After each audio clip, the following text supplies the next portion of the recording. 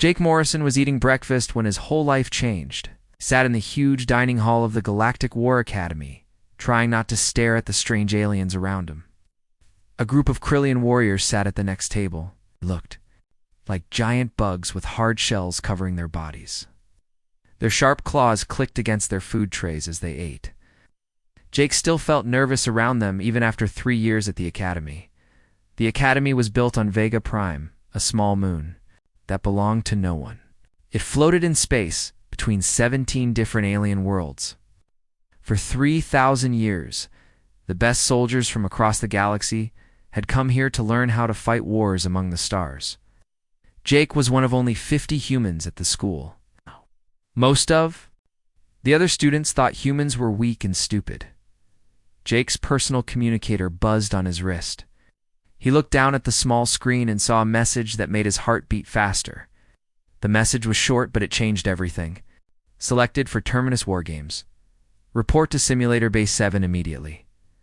Jake dropped his spoon into his bowl. Sound echoed in the quiet dining hall. Several alien students turned to look at him. Their eyes showed curiosity and something else. Fear, maybe. Jake tried to keep his face calm, but inside he felt scared and excited at the same time. The Terminus. War games only happened once every 10 years. It was the hardest test in the entire galaxy. An ancient alien race called the Zerathi had created it long ago before they disappeared into space and time. The test was so difficult that in 3,000 years, only 47 beings had ever finished it. Not one human had ever succeeded. Jake stood up and gathered his things. His hands shook slightly as he picked up his datapad and water bottle. Round him, the dining hall had gone quiet. Even the floating Vorthok aliens had stopped. Their strange humming sounds. Everyone knew what the Terminus selection meant. A voice called from behind him. He turned to see Lisa Hendricks, his roommate from Earth. She had grown up in the New Angeles colony, one of humanity's first settlements outside the solar system. Her face showed worry and something that looked like admiration. "You got selected." "For Terminus?" Lisa asked in a whisper. Other students were listening now. The news would spread through the academy within minutes. Jake nodded.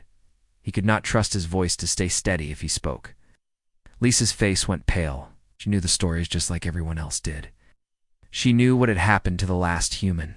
Who tried the Terminus simulation? Commander Richard Price had been the pride of the human military 12 years ago. He was smart, brave, and had graduated first in his class from the academy.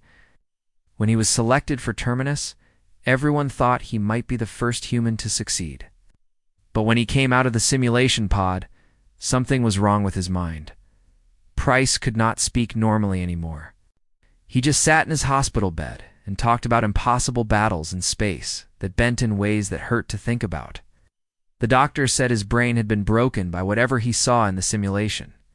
He was still in the medical wing of the academy, staring at the walls and whispering about things that made no sense. Jake walked through the academy halls, towards Simulator Base 7. Other students moved out of his way as he passed. Some looked at him with respect. Others seemed to think he was walking to his death. The academy was huge, with corridors that stretched for miles in every direction. Gravity generators kept everyone's feet on the floor, but Jake felt like he was floating anyway. He passed through the central courtyard, where a large monument stood in the middle. The monument was made of crystal that glowed with inner light. Carved into its surface were 47 names. These were the only beings in galactic history who had completed the Terminus simulation and come out with their minds intact. Jake stopped to read the names. Most were in alien languages he could not understand. The letters twisted and curved in ways that human eyes were not meant to see. But he could read the dates carved next to each name. What he saw made his stomach feel cold. The most recent successful completion was over 200 years ago. A being called Sectar from the Rigel system had finished the simulation and lived to tell about it. For that, the next most recent success was 300 years earlier. The gaps between successful attempts were getting longer and longer. Jake looked at the bottom of the monument, where new names would be added. The crystal there was smooth and unmarked. Waiting, he wondered, if his name would be carved there tomorrow, Or if he would end up like Commander Price, lost in his own broken mind?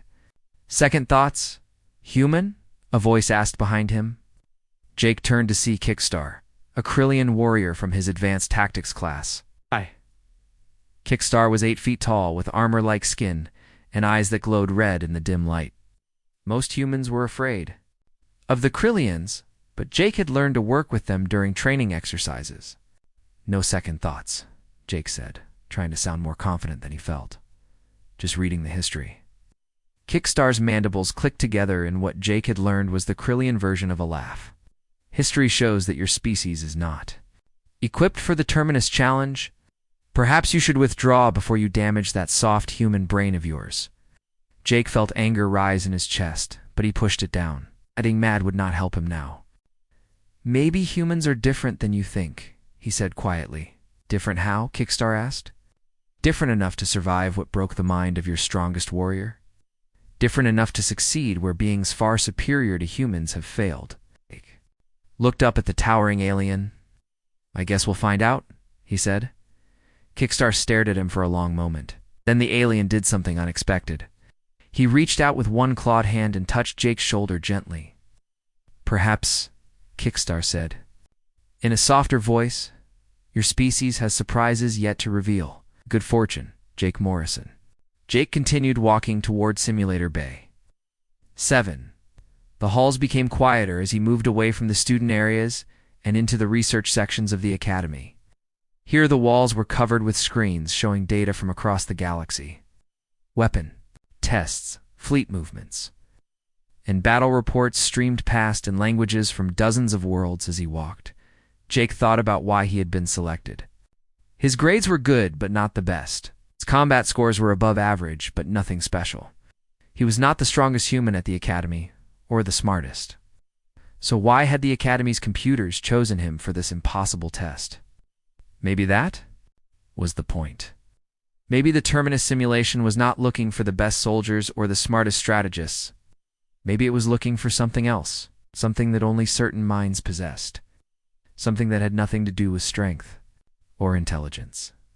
Jake reached the door to Simulator Bay 7. It was made of metal that seemed to shift colors as he looked at it. A small screen next to the door showed his name and student identification number. Below that were the words that made this moment real. Cadet Jake Morrison. Terminus Wargames participant. Authorized for entry. Jake took a deep breath and put his hand on the door scanner. The metal felt warm under his palm, and he could feel a slight vibration running through it. The door slid open with a soft hiss, revealing the room beyond. Inside, Jake could see equipment he had never seen before. Machines covered in blinking lights surrounded a single black pod in the center of the room. The pod looked like a coffin made of dark metal and glass. Jake knew that once he stepped inside that pod, he would either emerge as the 48th being to conquer the galaxy's greatest challenge, or he would join Commander Price in the medical wing, his mind shattered by visions too terrible for human consciousness to process. Jake Morrison stepped through the doorway and into the unknown. Dr. Alina Rodriguez looked up from her computer tablet as Jake entered Simulator Bay 7. She was a small woman with gray hair and kind eyes, but her face showed worry as she saw him. Dr. Rodriguez had been working with alien technology for 20 years. She understood the dangers of the Terminus simulation better than anyone else at the academy. Cadet Morrison, she said, setting down her tablet and walking toward him. I want you to understand exactly what you are volunteering for today. This is not like the training simulations you have done before. This is something completely different. Jake looked around the room. The black pod sat in the center like a sleeping monster. Cables and wires connected it to machines that hummed with power. Strange symbols glowed on screens throughout the room. Some of the symbols hurt his eyes to look at directly. What makes it so different, Doctor? Jake asked. His voice sounded smaller in this room than it had in the hallway. Dr. Rodriguez walked over to one of the monitoring stations. She touched a control panel, and a holographic display appeared in the air between them. The display showed a map of space, but it was wrong somehow. Stars were connected by lines that twisted in impossible directions. Planets orbited in patterns that defied the laws of physics Jake had learned in school. The Terminus simulation places you in command of a space fleet during something called the Battle of the Broken Stars, Dr. Rodriguez explained. According to the Zerathi records, this battle took place in a region of space where the normal rules of reality do not apply. Gravity flows backward. Time moves in circles. Energy becomes solid matter, and matter becomes energy. Nothing works the way it should. Jake stared at the holographic display. The more he looked at it, the more his head began to hurt. The star map seemed to move and change when he was not looking directly at it. "Is this battle real?" he asked. "Did it actually happen?" "We don't know," Dr. Rodriguez admitted. The Zerathi left behind very few records when they disappeared. Some scientists think the Battle of the Broken Stars was a real historical event. Others believe it is purely fictional. But whether it happened or not, the simulation treats it as completely real. She touched another control, and the display changed. Now, it showed a list of names and numbers. Jake recognized it as the record of everyone who had attempted the Terminus simulation over the past 3,000 years. "Look at these completion times," Dr. Rodriguez said, pointing to the numbers. "Most candidates last between 6 and 20 hours before their minds cannot handle the contradictions anymore. The longest anyone has ever survived was 72 hours. That record was set by one of the original Zerathi before they vanished." Jake found the entry for Commander Richard Price. The human officer had lasted 14 hours and 37 minutes before the simulation was stopped. Next to his name was a note that made Jake's blood feel cold. Subject experienced complete psychological breakdown. Permanent mental damage confirmed. What exactly broke his mind? Jake asked. Dr. Rodriguez was quiet for a long moment. When she spoke, her voice was very soft. According to the medical reports, Commander Price was trying to fight a war where cause and effect did not work properly. He would give an order to attack, and his ships would retreat instead. He would tell his weapons officers to fire at enemy targets, and the energy beams would curve through space and hit his own fleet. He watched his soldiers die and then come back to life in endless loops. She paused and looked directly at Jake. The human brain is not designed to process that level of contradiction. We need the universe to make sense. We need actions to have predictable results. In the Terminus simulation, nothing is predictable, and very little makes sense. Jake felt fear growing in his stomach, but he also felt something else. Curiosity. Despite the danger, part of him wanted to know what it would be like to experience something so completely impossible. "Why do you think the Academy selected me?" he asked. Dr. Rodriguez smiled for the first time since he had entered the room. "That is a very good question. The selection process is completely controlled by Zerathi artificial intelligence systems. We do not understand how they choose candidates. But I have been studying the pattern of selections for many years, and I have noticed something interesting." She pulled up another display. This one showed psychological profiles of various Terminus candidates from different species. The beings who are selected do not follow any obvious pattern.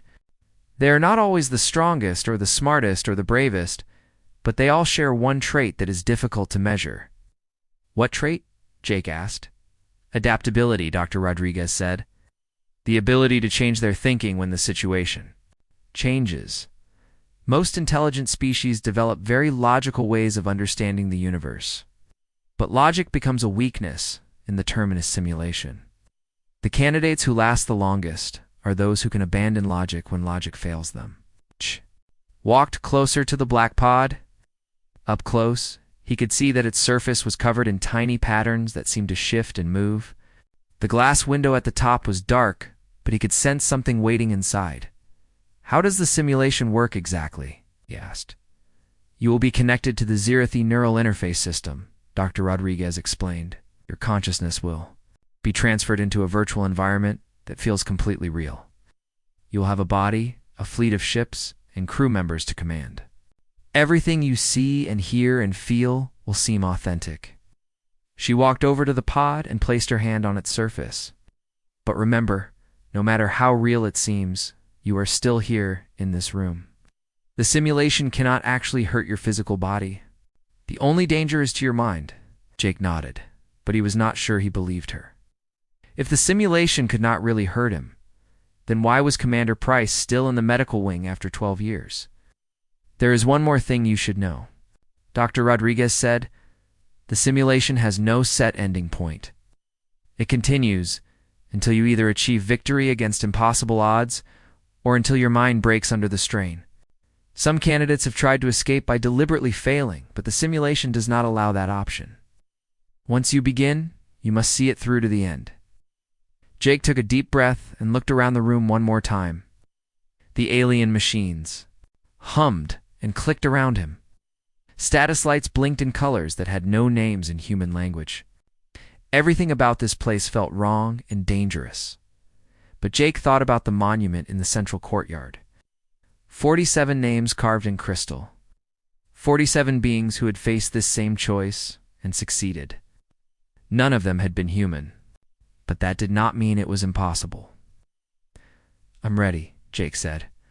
Dr. Rodriguez nodded and began activating the pod's systems. The black surface split open with a soft hiss, revealing an interior lined with soft material. Thin cables ended in small metal discs that would attach to Jake's head and body. The setup looked like something between a medical scanner and a coffin. "Once you are inside, the neural interface will take a few minutes to establish connection," Dr. Rodriguez explained. "You may experience some disorientation as your consciousness transfers to the virtual environment.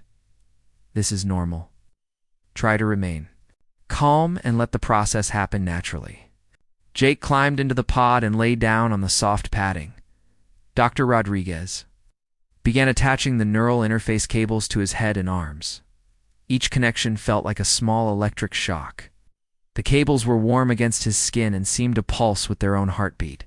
"Remember," Dr. Rodriguez said as she worked, "no matter what you see in there, no matter how real it feels, this is still a simulation.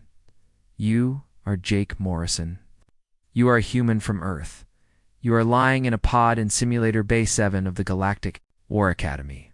Hold on to those facts." The pod's lid began to close over Jake's head. Through the glass window, he could see Dr. Rodriguez standing at her control station. Her lips were moving, but he could no longer hear her words. The world outside became quiet and distant. Suddenly, Jake was no longer in the pod. He stood on the bridge of a massive starship, surrounded by crew members in military uniforms. Through the main view screen, he could see space filled with stars that moved in patterns that made his eyes hurt to follow. The Battle of the Broken Stars had begun.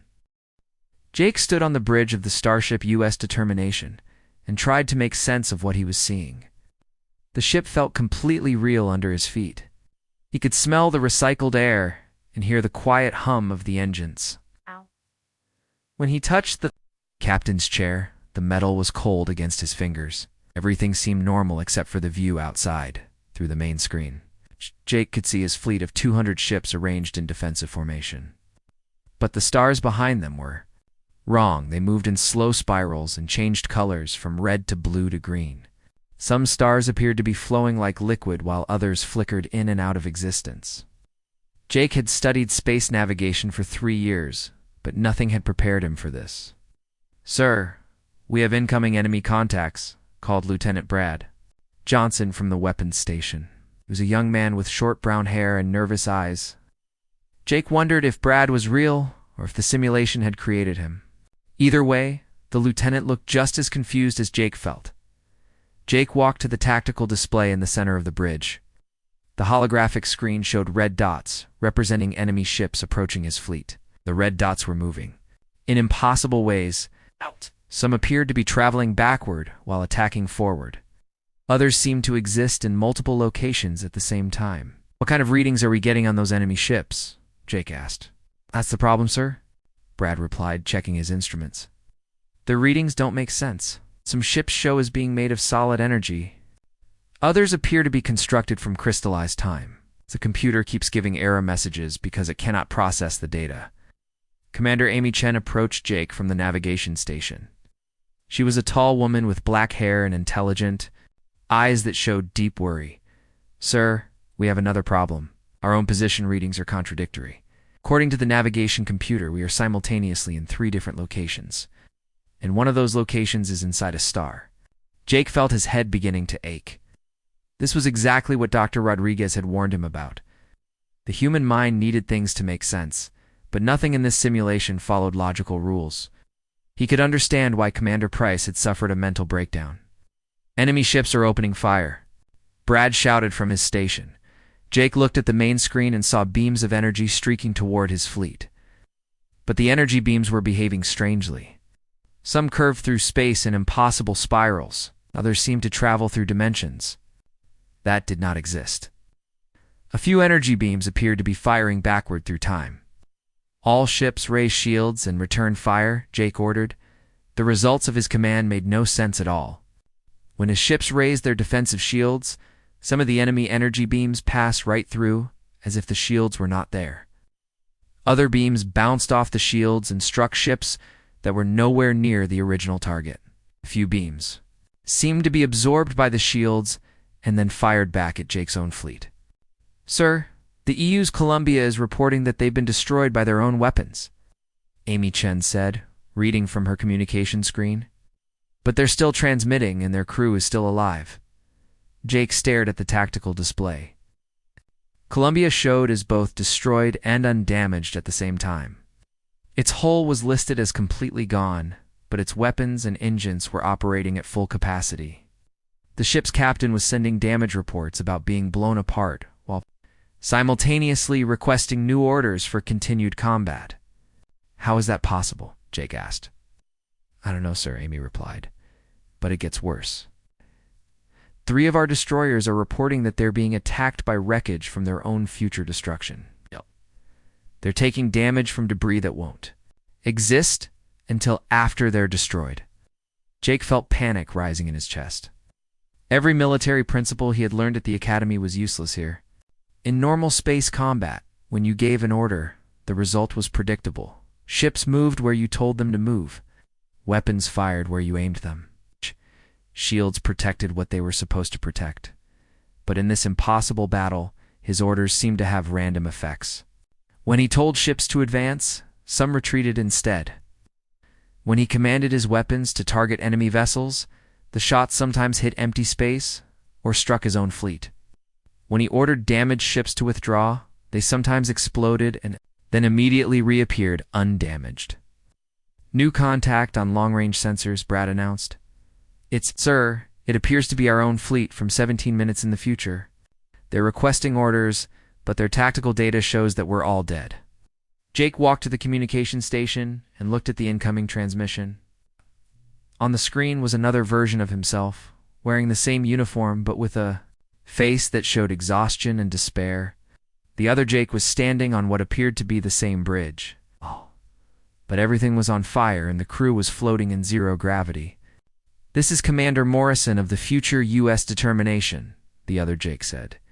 "We need immediate assistance. Our timeline shows that you will all be destroyed in the next few minutes, but we've found a way to prevent it. You need to." Transmission cut off abruptly. Jake stared at the blank screen, trying to understand what he had just seen.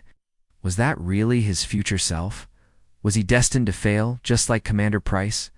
"Sir, the enemy is adapting to our tactics," Amy Chen reported. "Every strategy we try, they counter immediately.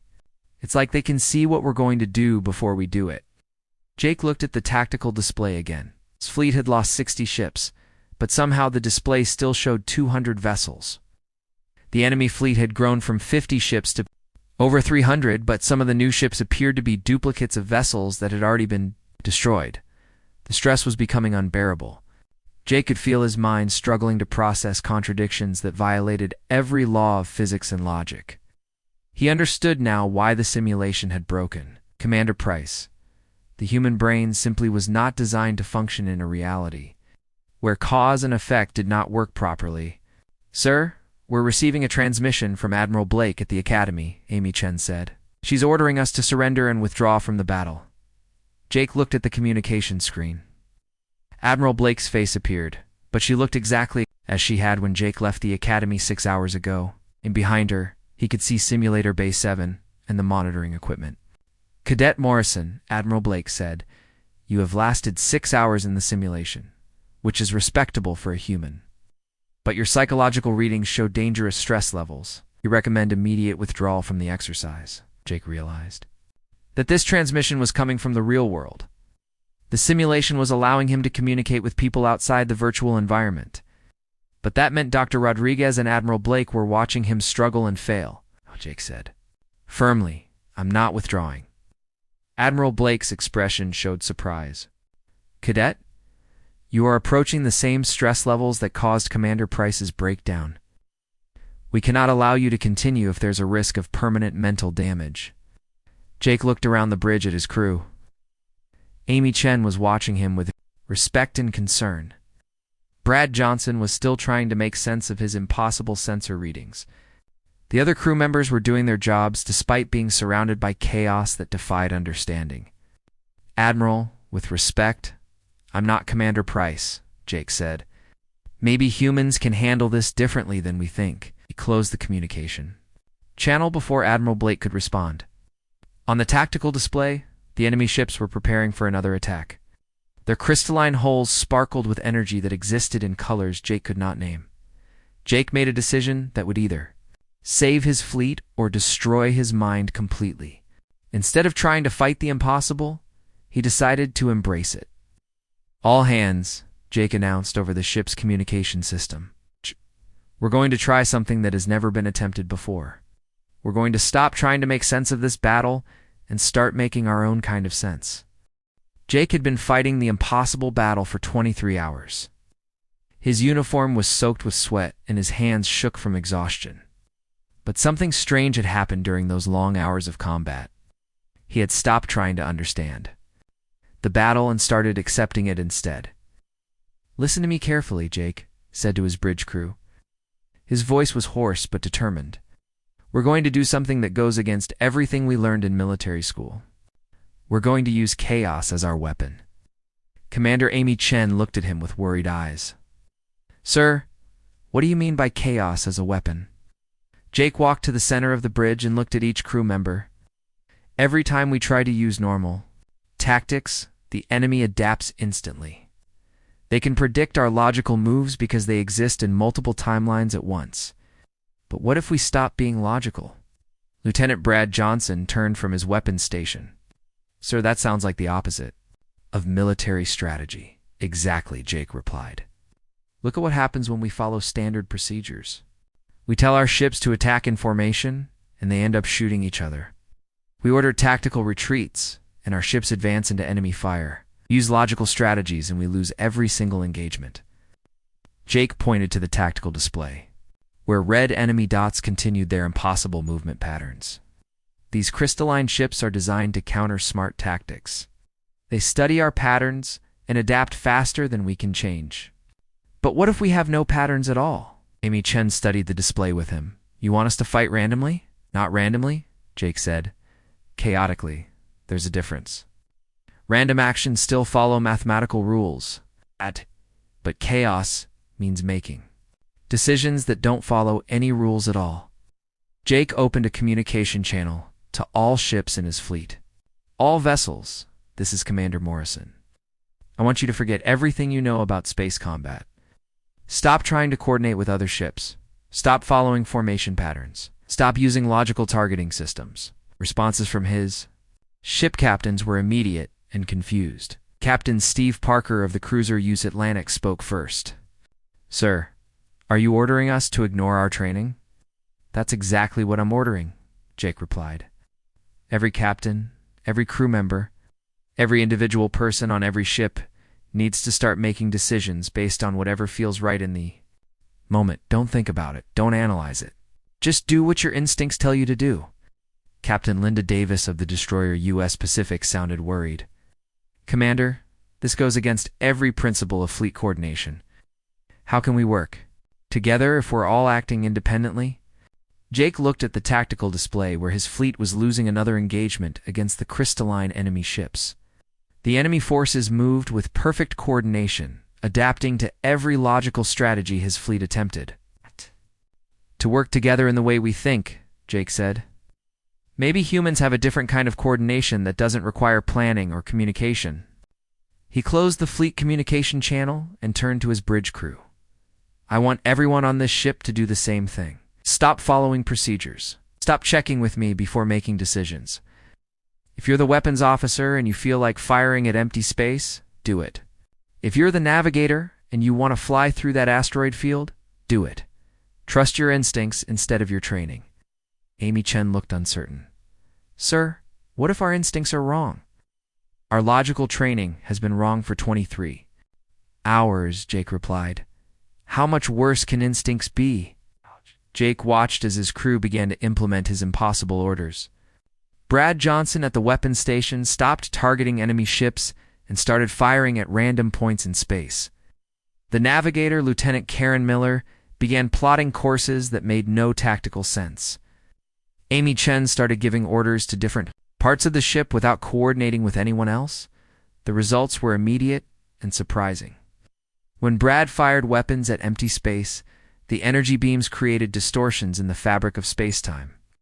These distortions caught enemy ships and trapped them in temporal loops.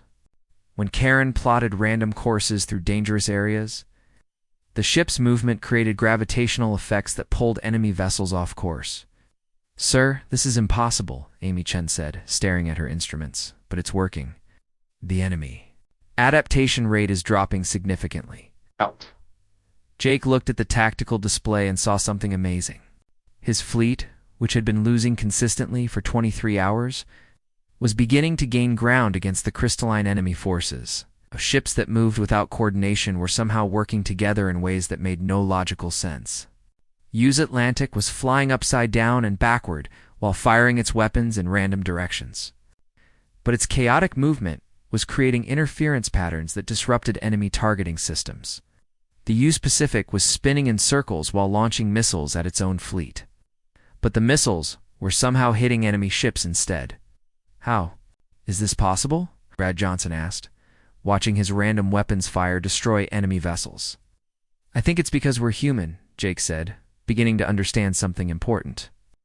Other species develop logical ways of thinking and stick to them, but humans evolved on a planet where nothing ever made complete sense. We learned to adapt to chaos because chaos was normal for us.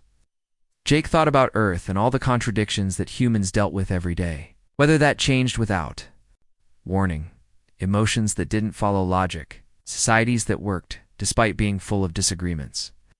Humans had spent millions of years learning to function in situations that didn't make perfect sense. New contact, sir, Karen Miller announced from the navigation station. Multiple enemy fleets approaching from directions that don't exist on our star charts. Jake looked at the display and saw hundreds of new red dots appearing from impossible locations. Some seemed to be emerging from inside black holes. Others appeared to be traveling through dimensions that had no names. The enemy was bringing reinforcements that defied every law of physics. All ships, Jake announced over the communication system. We have massive enemy reinforcements incoming. I want every single person in this fleet to do whatever feels most wrong and most right at the same time. The responses from his captains showed they were beginning to understand his strange strategy.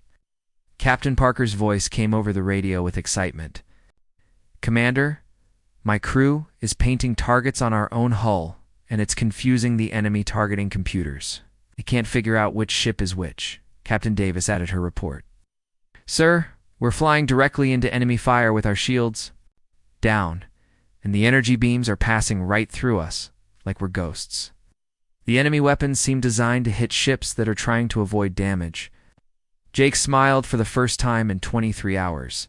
His fleet was discovering that the crystalline enemy forces had been designed to fight logical opponents. When faced with humans who embraced contradiction and chaos, the enemy systems couldn't adapt properly. Sir, I'm getting reports from all across the fleet, Amy Chen said, reading from her communication screen. Our ships are using strategies that shouldn't work, but they're winning engagements. The USS Colorado is ramming enemy vessels, and somehow both ships are surviving. The USS Nevada is flying with battle damage that should have destroyed it, but the damage is actually making it stronger. Jake watched the tactical display show his fleet gaining more and more advantage against the impossible enemy. Human crews were making decisions based on instinct, superstition, and pure emotional response. They were ignoring damage reports and flying broken ships as if they were brand new. They were treating impossible physics as if it were just another day at work. But the biggest breakthrough came when Jake stopped trying to command the battle altogether. "All ships," he announced, "you no longer need to follow my orders. Every captain has complete authority to do whatever they think is best. Don't coordinate with anyone. Don't ask permission. Just survive and fight in whatever way feels natural." The effect was immediate and dramatic. Without central coordination, the human fleet began moving like a school of fish or a flock of birds. Each ship followed its own path, but somehow they all worked together in ways that no military academy had ever taught. Jake Morrison had been in the simulation for 31 hours when the impossible finally became possible. His human fleet, fighting with pure chaos and instinct, was actually winning the battle of the broken stars. Around him, his bridge crew worked with smiles on their tired faces as they watched their crazy tactics succeed. "Sir, enemy fleet strength is down to 30%, Amy Chen reported from her station. Her voice showed amazement and disbelief. "Somehow we're not just surviving anymore, we're actually beating them." Jake looked at the tactical display and saw something that should have been impossible. His fleet had grown during the battle. Ships that had been destroyed were showing up as active again, but in better condition than before. Crews that had died in explosions were sending reports about new victories. The laws of physics in this strange space were working in favor of chaos instead of order. Lieutenant Brad Johnson turned from his weapons station with excitement in his eyes. "Commander, the enemy ships can't adapt to our tactics anymore. Every time they try to counter one of our moves, we've already changed to something completely different." Jake watched as human ships continued their chaotic dance through space. The UES Atlantic was now flying in a pattern that looked like ancient Earth children's drawings, yet its random movement was somehow destroying enemy formations. The U Pacific had started playing music over its communication system and using the rhythm to time its weapons fire. Other ships were making decisions based on card games, coin flips, and childhood rhymes. "New report from Captain Parker," Amy Chen said, reading from her screen. "He says his crew is painting their ship with bright colors, and it's making the enemy weapons miss. The enemy targeting systems can't lock onto something that looks too happy." Jake laughed despite his exhaustion. The crystalline enemy forces had been designed to fight logical military opponents. They could adapt to any strategy that made sense. But human crews were using strategies that made no sense at all, and the enemy systems were completely confused. "Sir, long-range sensors are detecting the final enemy command ship," Karen Miller announced from navigation. "It's massive. 10 times. Larger than anything we've seen before. And it's made of some kind of crystallized space-time that our computers can't analyze." Jake looked at the main screen and saw the enemy command vessel approaching. It was beautiful and terrifying at the same time. The ship seemed to exist in multiple dimensions simultaneously, with parts of it fading in and out of reality. Energy flowed around its hull in patterns that hurt to look at directly. "All ships prepare for final engagement," Jake announced over the fleet communication system. "This is their command vessel. If we can destroy it, the battle should end." But his fleet moved toward the enemy command ship. Jake realized that all their chaotic tactics might not be enough. The command vessel was adapting to chaos itself, was learning to counter unpredictable movements and random strategies. "Sir, the enemy command ship is doing something strange," Brad Johnson reported. "It's copying our chaotic movement patterns and using them against us." Jake watched in horror as the crystalline command ship began moving like his own fleet. It spun and danced through space in patterns that made no logical sense. Its weapons fired in random directions, but the random shots were somehow hitting Jake's ships with perfect accuracy. "It's learning to be chaotic," Amy Chen said with worry in her voice. "How do we fight chaos with chaos?" Jake stared at the tactical display and felt despair beginning to grow in his chest. The enemy had found a way to copy humanity's greatest strength. If they could not out-logic the enemy, and they could not out-chaos the enemy, then what could they do? Then Jake had an idea that was so simple and so human that it might actually work. "All ships," he announced, "stop fighting." The response from his fleet was immediate confusion. Captain Parker's voice came over the radio first. "Sir, did you say stop fighting?" "That's exactly what I said," Jake replied.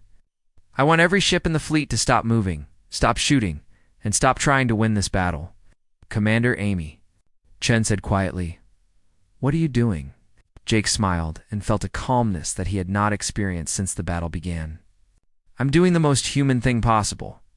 I'm giving up." On the main screen, Jake could see his entire fleet coming to a complete stop. 200 human ships floating motionless in space while the massive enemy command vessel continued its chaotic attack patterns. The crystalline ship fired weapons in all directions, but it was suddenly hitting nothing but empty space. "Sir, the enemy command ship is slowing down," Karen Miller reported. "It seems confused by our lack of movement." Jake watched as the beautiful alien vessel gradually stopped its chaotic dance and began moving in a straight line toward his fleet. Its weapons powered down, and its energy patterns shifted to something that looked almost curious. "Now," Jake said quietly, every ship in his fleet opened fire at the same instant.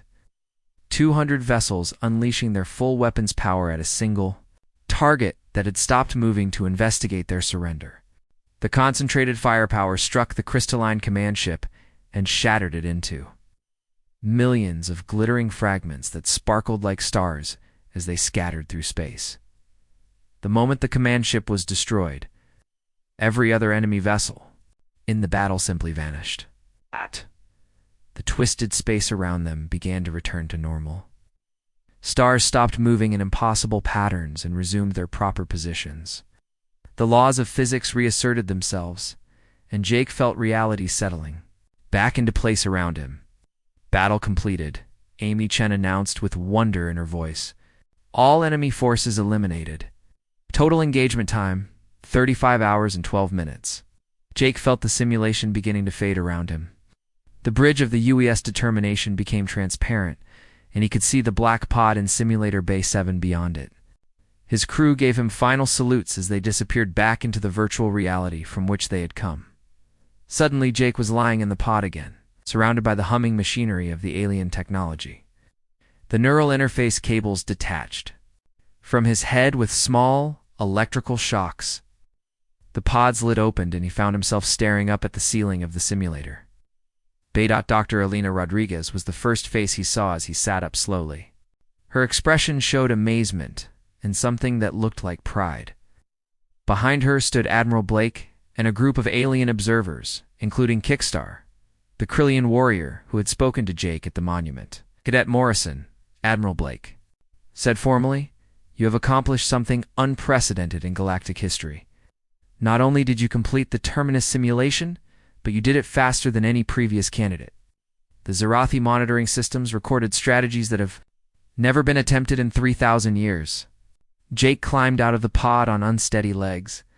His body ached from 35 hours of mental strain, but his mind felt clearer than it had in years. Looked around at the assembled aliens, all of whom were studying him with expressions of respect and curiosity. Kickstar stepped forward and clicked his mandibles in the Krillian gesture of honor. "Human Jake Morrison," the warrior said, "you have shown that your species possesses wisdom that transcends logic. The galaxy has much to learn from humanity's approach to impossible problems." Admiral Blake handed Jake a datapad with official orders. "The Galactic Coalition Defense Council has authorized your immediate promotion to Lieutenant Commander. You are being offered command of the Joint Species Exploration Vessel, U.S. Pathfinder. Your mission will be to lead expeditions into regions of space where normal physics do not apply." Jake looked at the orders and then at the assembled group of aliens and humans who were waiting for his response. He thought about his fellow human cadets back in the dormitories, probably struggling with their regular classes while he had just proven that humanity's chaotic nature was actually their greatest strength. "Thank you, Admiral," Jake said with a tired smile. "But right now, I think I'd like to go back to my room and do something completely normal, like eating a sandwich and taking a nap." As he walked out of Simulator Bay 7, Jake heard Admiral Blake speaking to the alien observers behind him. That response right there, she was saying, is exactly why humans are going to change this galaxy. Jake Morrison, the first human to conquer the galaxy's deadliest battle simulation, went to find Lisa Hendricks and tell her that sometimes the best way to win an impossible fight is to stop trying to make sense of it and just be human instead.